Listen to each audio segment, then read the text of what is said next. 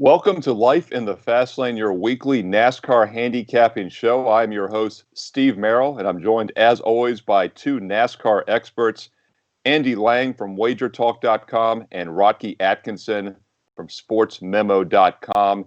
And this is truly a weekly NASCAR show for the first time this season, guys, because we don't have double races this week. We've been doing bonus episodes on Friday. We have a Sunday and then a Sunday race, but then I believe Martinsville is the following Wednesday. We have one more Wednesday race coming up in a few weeks, so we will have a bonus episode a week from Friday, but not this Friday. So we're at our normal time right now. It is Wednesday, June 3rd. We are live at 2 p.m. Eastern on WagerTalk TV, and we're going to get to some great handicapping advice and picks for you at Atlanta, the fastest mile-and-a-half track. And there's a lot of mile-and-a-halves, but Atlanta is fast. And it's a cookie cutter. You know, I like that term. We're going to handicap it in a bit, but first we're going to recap Bristol from this past Sunday. I love Bristol. Outside of my home track, Richmond, Bristol's probably my favorite track. I love short track racing. Anybody that tuned in this weekend saw why. The Xfinity race was fantastic, by the way, on Monday night. Also a great finish. We don't talk a lot about that, but Bristol's just a fantastic track. And I know we have a lot of new viewers out there, and I think you've caught some good races, and hopefully you'll stick with NASCAR. It's fun to view, but it's even more fun when you've got some money on the line, as with any sport, but especially NASCAR. It's a great sport to bet on and view and watch and enjoy both fantasies and actual wagers. And these two guys have been on fire. You know, I told you last in our bonus show last Friday that these guys went 5-0 last Wednesday at the second Charlotte race. I told you when we did our first show a few weeks back, these guys have gone 5-1 at the first Darlington race to start the restart of the season. I know many of you felt like you missed out. It was too late to get on board. We gave you some special offers. Many of you jumped on. You got a 5-0 sweep last Wednesday. And I know some of you, once again, thought it was too late to get on board. Well, guess what? These guys went a combined 3-1 on Sunday at Bristol. I did the math. I got out my calculator, and it was 8-1 combined the last two races. So, yeah, look, it's not too late to get on board. I said earlier this week when we had that special that you had 4.5, 5 months left. I misspoke. It's about 5.5 months left. NASCAR goes until mid-late November, and we're in the first week of June. So you do the math there also. That's over 5+ months of NASCAR remaining. Go to WagerTalk.com for Andy Lang's NASCAR picks and specials. Go to SportsMemo.com for Rocky Atkinson's NASCAR picks and specials. Rocky, a perfect, 4-0 sweep. Andy's bringing it up a little bit, 4-1. You know, so Andy's one behind right now. We're going to work on that loss, Andy. We want perfection here on Life in the Fast Lane. I'm going to bring Rocky in first because he has the perfect record the last two races. Rocky, what was your takeaway on Bristol? And then we'll get to Andy, who's just 4-1 the last couple of races. Yeah. Well, cash another play. I had Eric Jones over William Byron, which cashed. So happy about that.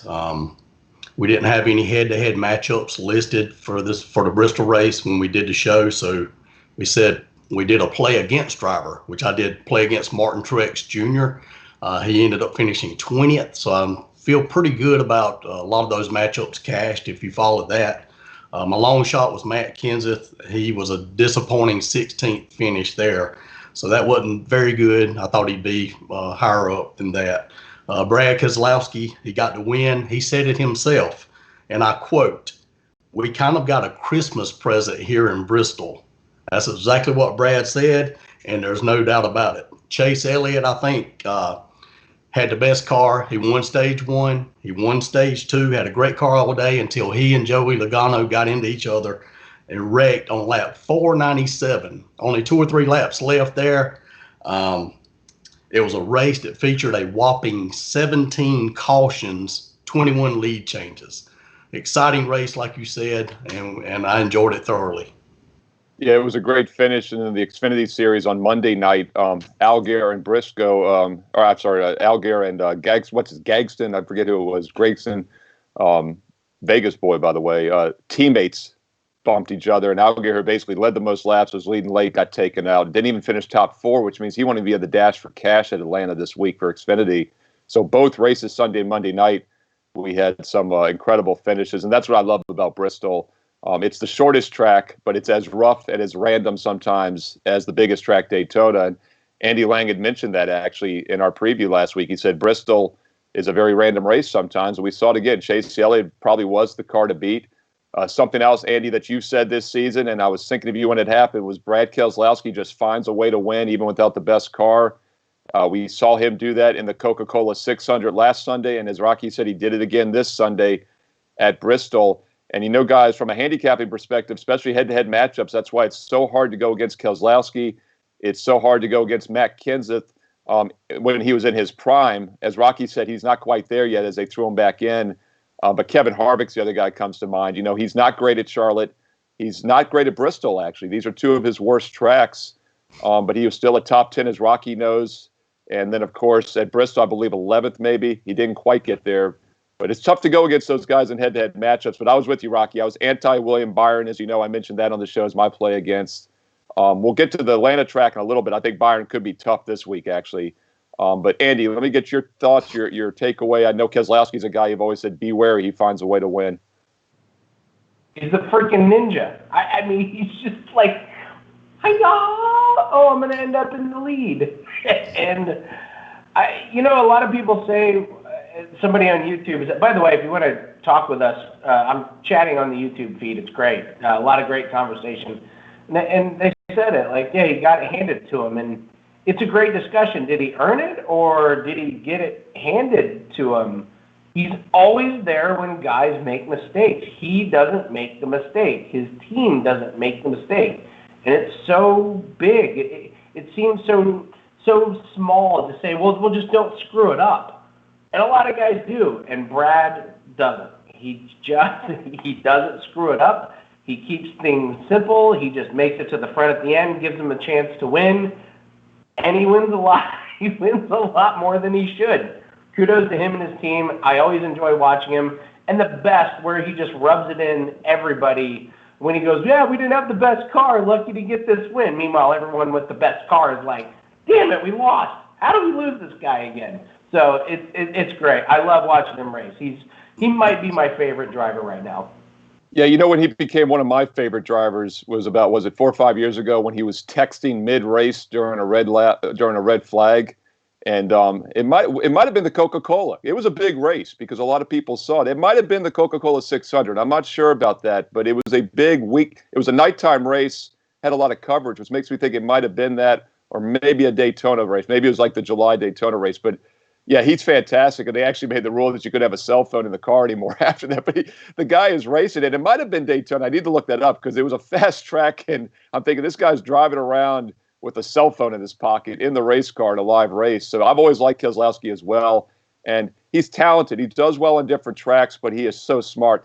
He's the New England Patriots of stock car racing, the Bill Belichick of stock car racing. He gets the most out of situations. He outcoaches everybody else. And by the way, guys, we have to mention he pitted there late in the race when everyone else stayed out. He was running 9th, I believe, at the time and took 4 tires. And that's another reason he was able to get up to 4th on that restart and get up near the front then when the wreck happened. He was in 3rd and just kind of sat back and let the top 2 guys take each other out, as you mentioned, Logano and Elliott. Of course, Logano is Keselowski's other teammate. And we said on the show earlier in the week that Team Penske was going to be the team to beat at Bristol. Guess who was the strongest of all 3 Penske drivers? It's the guy that finished dead last in the race, Ryan Blaney, 40th. One of my top picks. He was running 2nd when he got taken out, running 2nd and finished 40th. And, that's how Bristol is. That's how Daytona is. But it also brings up something about head-to-head matchups. Guys like Byron, Ryan Blaney, even Chase Elliott. These guys are really talented. They're really fast, but they're young and they're inconsistent. Whereas these wily veterans like Keselowski and Harvick, they're almost always in the top 10, even when they don't have the best machine out there. And we saw that again. Keselowski wins the race. His teammates finished dead last. Ryan Blaney, who probably had a better car overall. First, I want to remind all the viewers out there before we get to the Ricky Stenhouse Jr. Award. And boy, we got some good nominees for that one. And I know there's an obvious one. I'm going to throw it out there in a moment and then let them fight over who the winner is. But you can go to WagerTalk.com for Andy Lang's picks. You can go to SportsMemo.com for Rocky Atkinson's NASCAR picks. Andy, 4-1. You think that's good? Rocky went 4-0. That's 8-1 combined. I mean, why even try to guess who's going to be hot because they're both hot? It's not going to happen every week. We all know that. Hey, look, no one's going to win every pick every week, but these guys have won a lot this year. We're fully transparent here on the show each week. We give these picks out days in advance before the races. Many of the matchup picks we give out end up being best bets for these guys. And then you can go to the website, by the way, and see the picks after the race is complete with their analysis. Full transparency. So when these guys have gone 8-1 the last 2 races, we're not making that up. You go to the website, it's sitting right there, win or lose.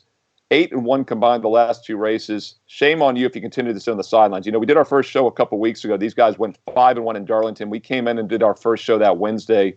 And I know many of you sat back because you feel like you missed out. Well, you're continuing to miss out.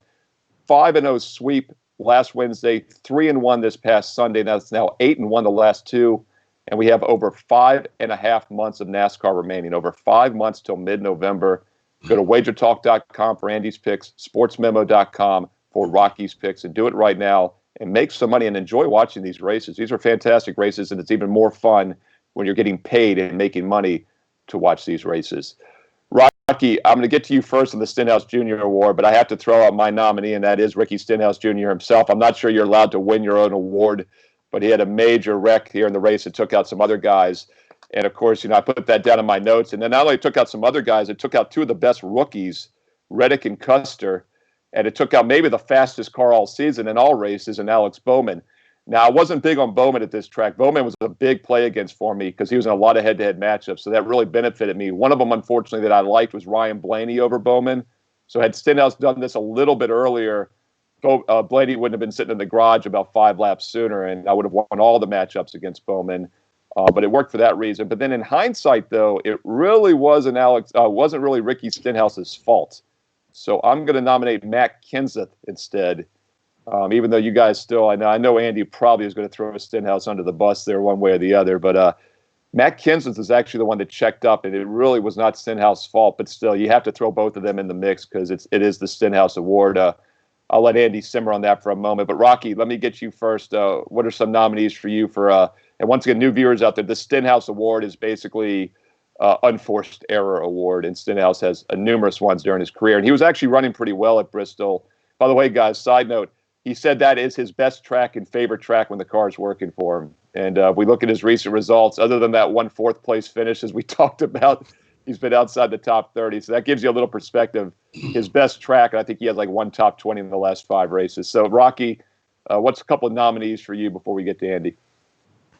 Well, I'm thinking we're going to have to give the award back to Ricky Stenhouse Jr., the guy's name for back where it rightfully belongs. And don't get me wrong, Stenhouse had a great car. He's actually somebody that I was looking at playing on.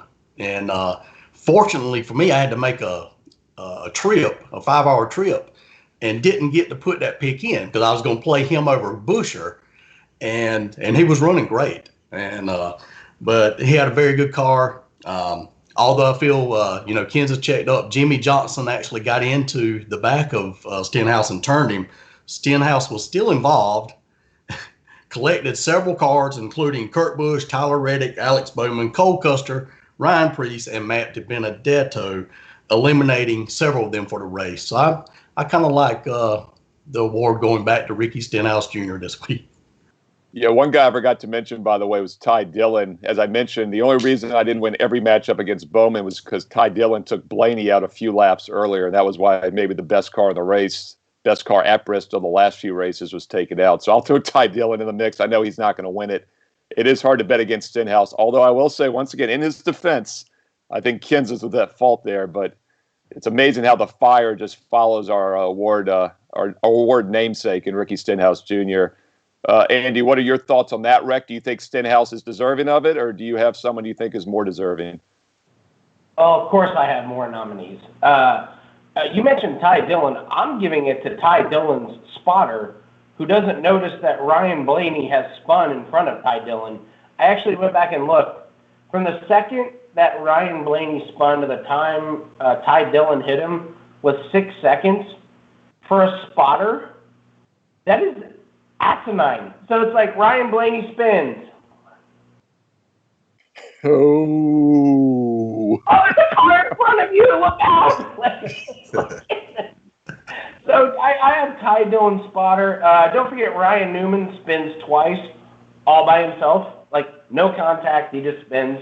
I like that one because I said last week about how a KG veteran like Ryan Newman knows how to take care of his car and take care of his brakes, and he goes out and spins twice. You mentioned Matt Kenseth. I have him down for a different reason. He missed his stall by 2 stalls. Like, he came in for the pits and he drove by it. And I'm gonna give a quick.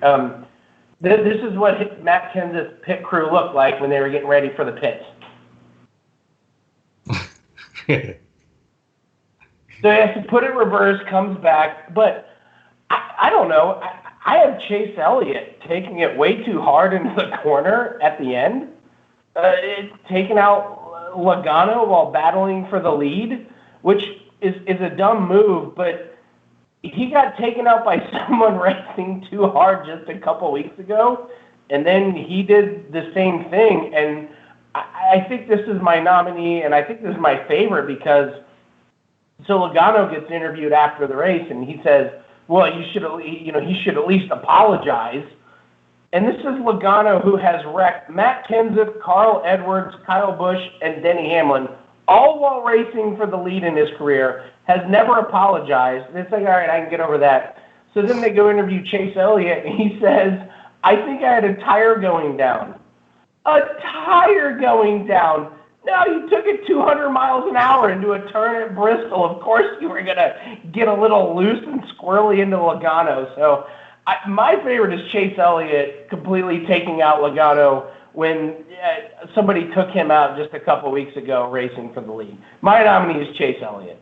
It's funny because in my notes I actually had, and this kind of goes, I was thinking about using this as a nominee, was Logano saying that I kind of forced the apology out of him so it doesn't count. I mean, it's just, I don't mind Logano. But actually, guys I know in NASCAR say he's one of the nicest guys, does a lot of charity work. He's actually a really good guy. But, man, he just comes off as such a wiener, on the circuit. And, like, I kind of had to force the apology out of him. It wasn't worth it. And then right after that, he has his glasses on. I'm like, and like, I'm not making fun of people with glasses, but, like, you just raced 500 laps without glasses. Why do you need them all when you get out of the car? I don't quite get that either, unless I'm missing something there. It seems like they'd be more important while you're driving the car at 200 miles an hour. But, yeah, that whole situation just was strange. And one thing I thought about later after we did the show last week was we forgot to talk about the Kyle Busch, Chase Elliott situation, because if there's ever a track where, you'd be a little nervous about using Kyle Busch, the best driver ever at Bristol, it was with a guy that might take him out on a short track. But then I started thinking the fact that Elliott won back-to-back races going in, I felt that tension was probably gone. But, yeah, Elliott ends up in with somebody else, Logano, who's, other than Kyle Busch, is probably the most divisive driver out there for all the competitors over the years. I'll tell you what, I put it in the chat room because I think we got a lot of good nominees. So let's let it simmer for a few moments and see if the viewers can help us decide. And Stan on the YouTube channel says the Stenhouse Award clearly goes to Chase Elliott. Wow. See, Chase wasn't. Rocky, what are your thoughts on that? Who would be your top two? Trent says Elliott. We may have a landslide here. Okay, that's fine. I'd rather the viewers decide, actually. So we'll let it go with Elliott. I'm actually in disagreement with that one, but I'm not in total disagreement. I think there's about 7 winners that could get it. It was too obvious to give it to Stenhouse. Plus, I'd have to check the bylaws. I'm not sure that's even allowed. Although, if there's ever somebody that could win his own award, it would be Ricky Stenhouse Jr. He'd either win the award or he'd finish dead last. So, I think it's very appropriate he's in the running. We'll give it to Chase Elliott because I'll tell you what, I don't think he's going to win many of them this year because he's probably been the best driver out there. So let's give it to Chase Elliott because this will probably be the only time the next 20-some races he gets it.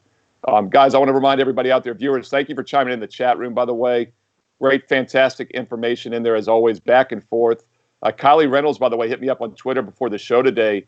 He said there's been 9 different winners at the 1.5 mile tracks, and I hadn't even looked that up yet. So I'm assuming he means 9 different winners in that last 9 times we've raced at 1.5 miles. And that's fantastic information because, as I say all the time, these cookie-cutter tracks make up the majority of the races. They make up almost half the races during the 36-race season. And 3, he mentioned about 5 or 6 guys. You can actually find it in my Twitter feed at Steve Merril, a recap of the ones he mentioned. But 3 that jumped out to me were Johnson, Blaney, and Byron. And Hendrick's been really fast this year, and I think they'll be fast again.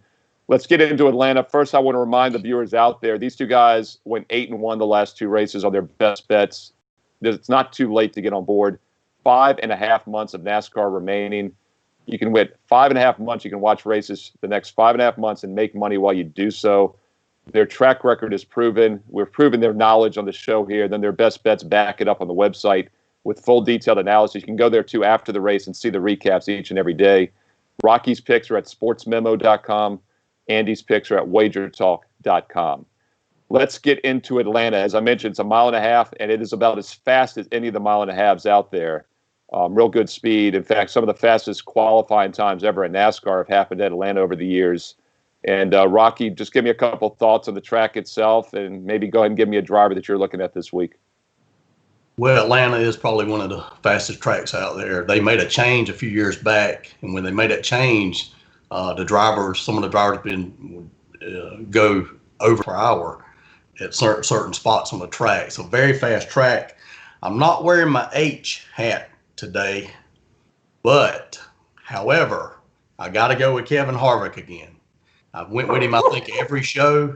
It's tough to go against him. I mean, he has 2 wins here, 8 top 5 finishes, 14 top 10 finishes in 29 races here in Atlanta. His average finish is 16.3 at this track, which isn't one of the best out there. But over the past 2 years, Harvick has 1 win, 2 top 5 finishes, 2 top 10 finishes, and has 2 races here. His average finish is 2.5 the past 2 years here in Atlanta. He's also led the most laps over the past 2 years, leading 226 laps. The next guy from him is not racing anymore, Kyle Larson. So I'm definitely looking at Harvick again this week. It's funny that we keep mentioning Kyle Larson. He was the best active driver at Darlington a few weeks ago, and I think he led the second most laps after Ryan Blaney the last 4 races at Bristol going into this past weekend. And as Rocky said, he's been good at Atlanta and well, and he, of course, was quickly released during the shutdown from the team, the 42 team, and Matt Kenseth is now in that car. And as Rocky said, he underachieved again, at Bristol. He had a 10th place finish in the first race back at Darlington out of being out of NASCAR for 18 months, no practice time, no car time, new team, finished 10th. And I think we all thought, wow, Kenseth still has it. But he's done absolutely nothing in the other races. He has underachieved since then. So it's going to be really tough, I think, to use Kenseth this week until we see something on the track, especially at a really fast track like this. I think being out for 18 months, even with some seat time now, is a little dangerous when you're on a track like Atlanta. His teammate, though, is the 1 car in Kurt Busch, who has 3 career wins here. So I do think that's a strong team once again. And the fact the 42 car was strong with Larson could bode well maybe for Kurt Busch in the 1 car. Andy, who are some drivers you're looking at? By the way, Rocky, you can't go wrong with Harvick on any mile and a half. He's been the most consistent guy on all these tracks. Even Charlotte, his weakest mile and a half, you used him, and you were right, and that was an underdog best bet winner for you a couple races ago. Andy, who's a driver you're looking at, and what are your thoughts in general about handicap in Atlanta? Oh, I don't know. I might go with the guy who's finished first, second, and first the last 3 years here, Brad Keselowski. His average finish the last 3 years is 1.3. With Brad, it's never about laps led. It's about what do you do at the end. And so last 5 finishes here, average a 4.4 place finish. That's tied with Harvick. This is Brad's best track. He's got a lot of best tracks, but this is his best track. So I'll be on Brad Keselowski. There is something interesting. Since 2017 combined, I'm going to talk about the Hendricks cars for a bit. Hendricks cars have 2 top 10 finishes since 2017. I think that is misleading. Chase Elliott in 2017 with a 5th place finish.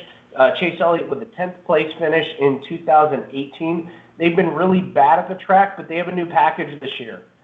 These cars are not the same as they were last year. Joey Logano even said it a couple races ago that the Hendricks cars have adopted the best after the break. So when you look at the Hendricks cars' past performances, I'm not going to put much stock into it. I actually think there's some value in them because I think the books and some other bettors are going to look and they're going to say, well, Jimmy Johnson hasn't been good here. Bowman hasn't been good here. Byron hasn't been good here. This is where I love making money off of these guys who haven't been good in years past at a certain track, but they're better this year. So even though the Hendricks cars not great on paper last year, the year before that, this year I've been impressed with them on the big tracks.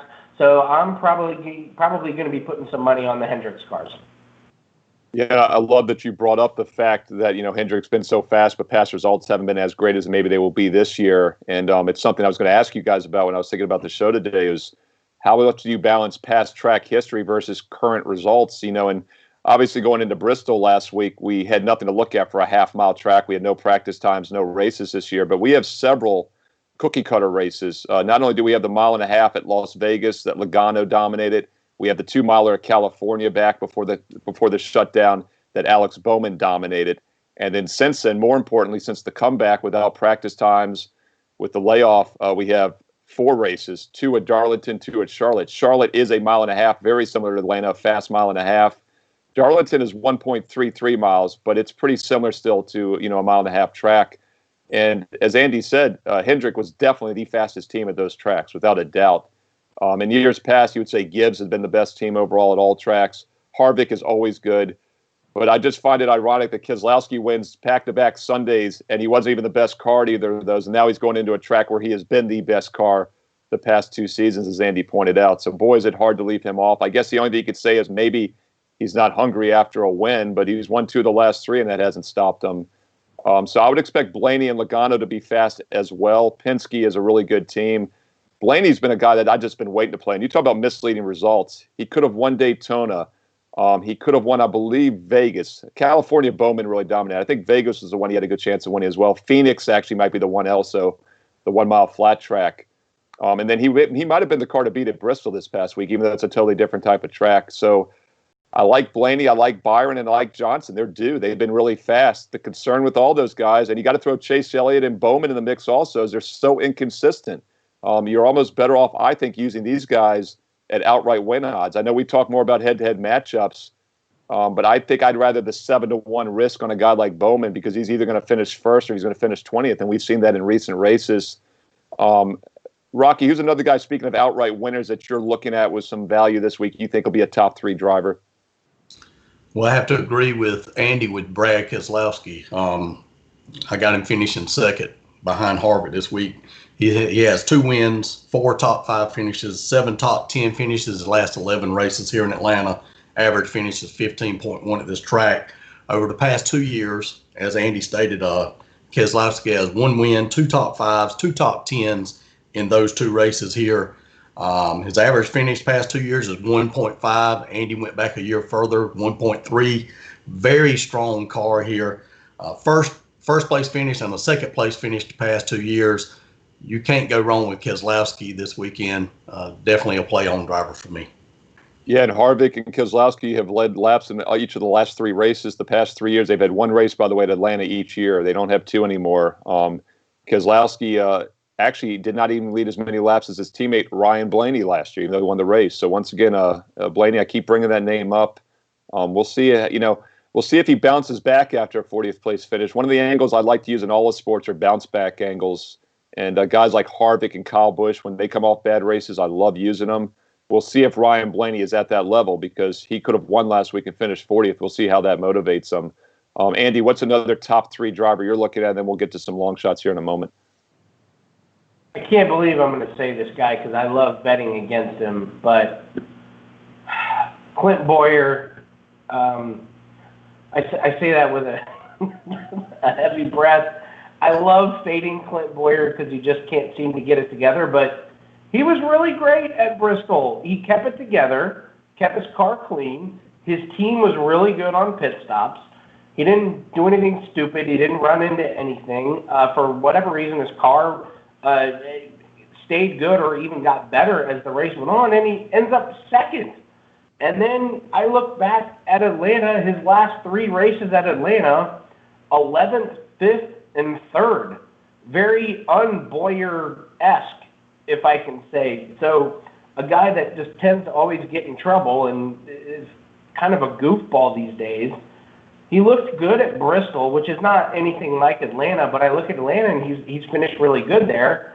I think there can be some real value on it on Clint Bowyer. So not a lot of cautions at Atlanta, which worries me about Clint Bowyer because it's a lot of long green flag runs. So it's always a chance for Bowyer's car to get away from him, but can't argue with 11th, 5th, and 3rd the last 3 times there. So I'll throw Clint Bowyer out there. Yeah, I'm seeing him at 25-1 at some sports books to win the race. So you definitely get some value there. Keep in mind, Clint Boyer was top 8 in each of the last 4 Bristol races going in, so that he had been better at Bristol than any other track. But I will say this, he's teammates with Kevin Harvick, and that team has been fairly fast overall in intermediate tracks the last few years. They did not look great, though, at Charlotte. Kurt Busch is no longer on that team. Of course, he's in the 1 car now. Cole Custer, who is a rookie we've been keeping an eye on, is part of that team. And then, of course, Eric Almirola also. So that's the team you're looking at with Harvick. So it wouldn't shock me for Boyer to have a good run. But like you said, Andy, it always concerns me on long runs with a guy like Boyer, especially head-to-head matchups. So I think you're better off using him at 25-1 to win the race than necessarily in head-to-head matchups for that reason. I'll tell you, let me get one more top 3 driver from each of you, and then we'll look at some sleeper picks. Of course, Boyer really could be one at 25-1, so I like the value there. Rocky, who's another top 3 driver who you think will be in contention during this race in Atlanta? I like Kurt Busch. Kurt Busch has 3 wins here, 7 top 5 finishes, 14 top 10 finishes in his 28 races here in Atlanta. His average finish is 14.9 at this track. The past 2 years, Kurt has no wins, 1 top 5 and 2 top 10s. He's finished 3rd and 8th in the past 2 years in those races. I'm looking at Kurt Busch. Kurt also a possible long shot. He's right at 25-1 odds to win the race. I've got him in my top 3. He's definitely somebody I'm going to be looking at strong here this weekend. Yeah, as I mentioned earlier, Rocky, he does have those 3 career wins. And as you said yourself, the 42 car Kyle Larson's led a ton of laps recently at this track. And of course, Kenseth's in that car now, but that's the teammate with the 1 car that Kurt Busch is in. So I've liked this team this year. And I still feel like Kenseth is going to break out at one of these races as well, Busch's teammate. I'm just not sure after we've seen him struggle the last 3 or 4 races straight that it's ready to back him. I need to see something first. Kurt Busch, I liked a lot going into Bristol. He was not as good as he's been in years past. And that's a little bit of a concern. But then again, Bristol's such a different track. I don't know how much to read into that. Kylie Reynolds was chiming in on it here in the chat room as well. And Trent Wade's in there joining us. We're talking about Busch. Wasn't that strong last week, but I think he could be better this week, and that team has some speed. Andy, give me one more kind of contender for you to win the race, and then we'll get to some sleepers. Yeah, I love betting on a guy who has been solid coming off of a bad finish. I love the rebound factor. I'm going with Tyler Reddick. Bad finish in Bristol. That's a short track. A lot can happen. In the 4 races before Bristol, which is I get Charlotte and Darlington twice each, a couple bigger tracks, especially Charlotte. He averaged a 10.8 place finish. So he's proven himself on the big tracks. I love a good bounce back. I think the books will overreact to a bad Bristol finish. This Bristol track has nothing to do with Atlanta. Give me Reddick on a big, wide-open track, hammer down. I'll go with Tyler Reddick. Yeah, and I like him a lot. As you know, he's my Rookie of the Year, really front runner right now. Although I will say this, Christopher Bell's coming on strong. We talked about him last week as Andy is no longer playing against Christopher Bell. He's actually looking to play on him. And I did some more research after we did the show in the Xfinity Series and Truck Series. He'd done extremely well at Bristol, and I liked him a lot going in last race. I found a nice plus money underdog prop against Austin Dillon, and lo and behold, Austin Dillon decides to have one of his best finishes ever at Bristol. And they're both top 10 the whole race. So Bell was actually 5th for a while. We'll have to see how he does at Atlanta, but, this is a guy that's translated well into the Cup Series, and Reddick's done that more than anyone. Reddick was actually very strong at Bristol as well in the Truck Series, Xfinity, and we've seen, as you said, Andy, what he can do on the real tracks now in the Cup Series. He's been a top 10 contender at Charlotte and Darlington in recent weeks. I like Reddick going forward. I like Christopher Bell a lot. Those are almost kind of sleeper picks. Speaking of sleeper picks, Rocky, before we take too many of them, let me get a couple, 1 or 2 from you, some guys you're looking at that are maybe flying under the radar this week at Atlanta. All right, well, I mentioned Kurt Busch. He's in my top 3, about 25-1, so I'm going to give you one more here. I'm going to go with Jimmy Johnson. Again, Jimmy's on a mission this year to get a win on his way out. This is his last full-time year in NASCAR. He's no stranger to winning here, as he has 5 wins, 14 top 5 finishes, 16 top 10 finishes in his 28 races here in Atlanta. His average finish is 12 here at this track, which is one of the best. I think Johnson's going to run at the front this weekend here in Atlanta. Yeah, and I like Johnson a lot, as I mentioned. My three that have not won, as Kylie Reynolds pointed out, 9 different winners at the mile and a half, but 3 that haven't won during that span is Johnson, Byron, and Blaney, and I think they're all in contention. From an outright sleeper perspective, I've seen William Byron as high as 30-1 at some sports books right now. Byron has led stages recently. He just finds a way to screw things up, but he's been as fast as anybody. So Byron at 30-1, I actually think there's a lot of value there. I like that better than a head-to-head matchup. But the guy I'll throw out to win the race is Alex Bowman at 8-1. Bowman dominated California, a 2-mile track a few months ago. This is a mile and a half, but it's really fast. He was, I thought, the best car at Charlotte. He was the second best car behind Harvick at Darlington in that first race. And he's had some bad finishes, so that bounce back angle comes into play now as well. I like Alex Bowman as much as anybody, and I like his teammate William Byron as my sleeper at 30-1.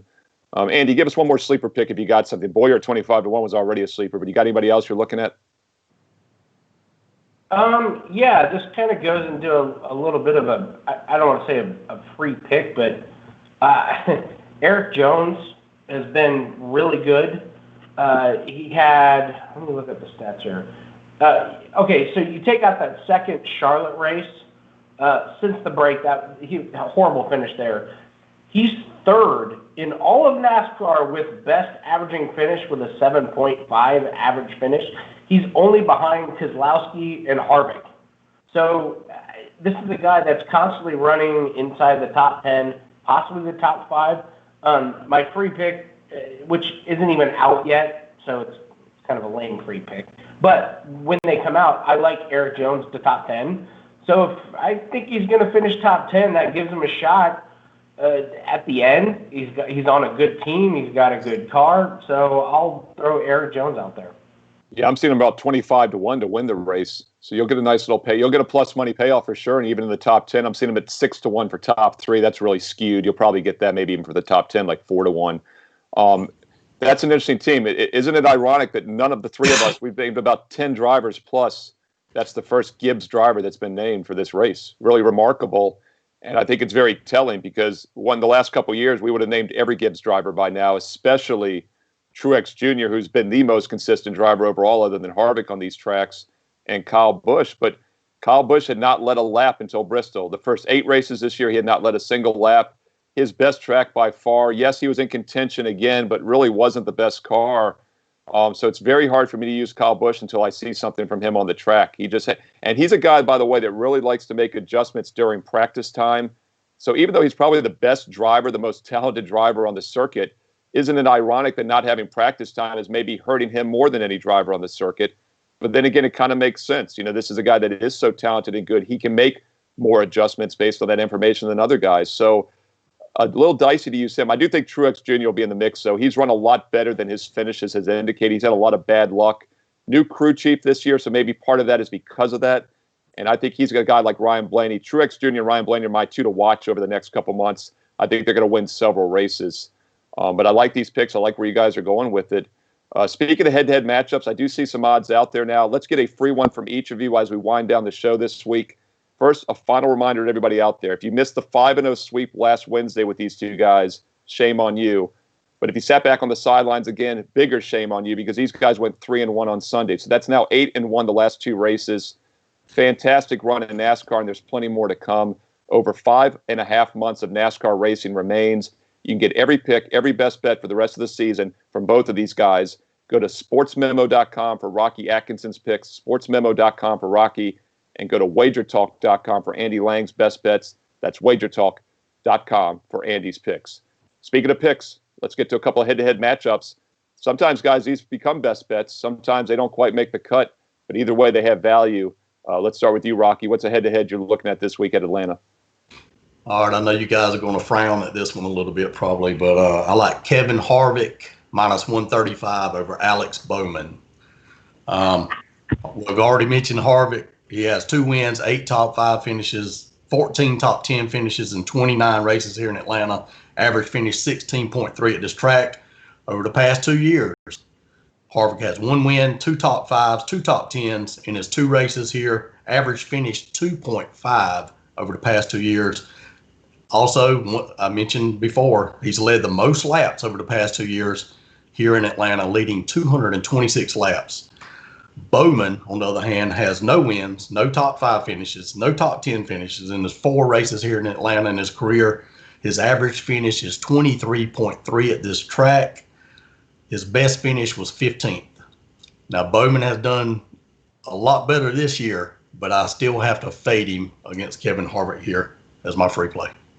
Yeah, as you know, Rocky, I like Bowman a lot, but I'm not going to disagree with you. I mean, Harvick is as consistent on all these types of mile-and-a-half tracks. And then, as we've said, more importantly, he's just consistent. And Bowman is extremely inconsistent. So I almost like Bowman better to win the race outright.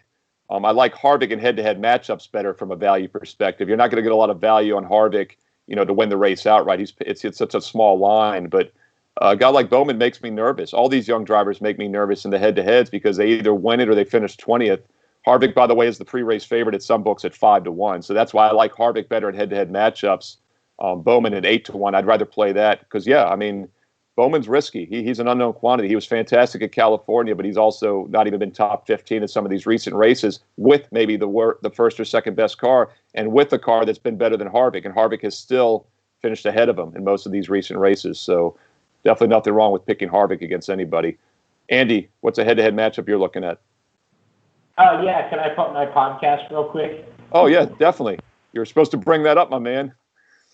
Oh, man, I'm so excited. My podcast is Bump and Run Sports. The reason I'm pumping it is because WagerTalk's Yanni the Greek, the legend, the myth, the man is coming on our podcast tomorrow. I'm so excited to do an interview with him. We're going to talk professional gambling versus recreational gambling, everything UFC. I've followed Yanni for a long time. I'm so excited that he's going to be able to come on my podcast, and it's going to be a lot of great information and a lot of fun stuff. I've been emailing with him all day. We got a lot of good stuff. So everyone out there, if you want to follow UFC, he's got picks coming this weekend. Another great UFC race. UFC and NASCAR is really taking the sports scene by storm by coming out with the first real live sports events. So I just want to put that out there for everyone. All right, enough of me blabbing. Let's get some free money. I had to read this off my phone. I submitted this as a paid pick on WagerTalk, but they decided to make this a free pick. I'm taking Brad Keselowski at plus money over Kyle Busch, which I can't believe.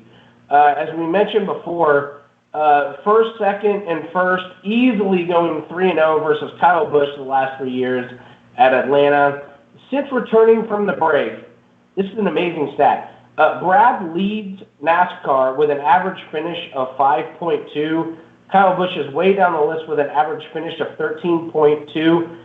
Brad is 5-0 head-to-head versus Kyle Busch since coming off the break. Brad knows how to navigate these weird conditions. His team is great. His crew chief is great. Kyle Busch just call it snake bitten, call it bad driving, call it unlucky. I don't know what it is, but I'm going to take the hottest driver in NASCAR, and I don't mean good looking. I mean like the most consistent driver in NASCAR, Brad, against Kyle Busch, who has really struggled to close out races. That's where Brad thrives. Kyle has struggled.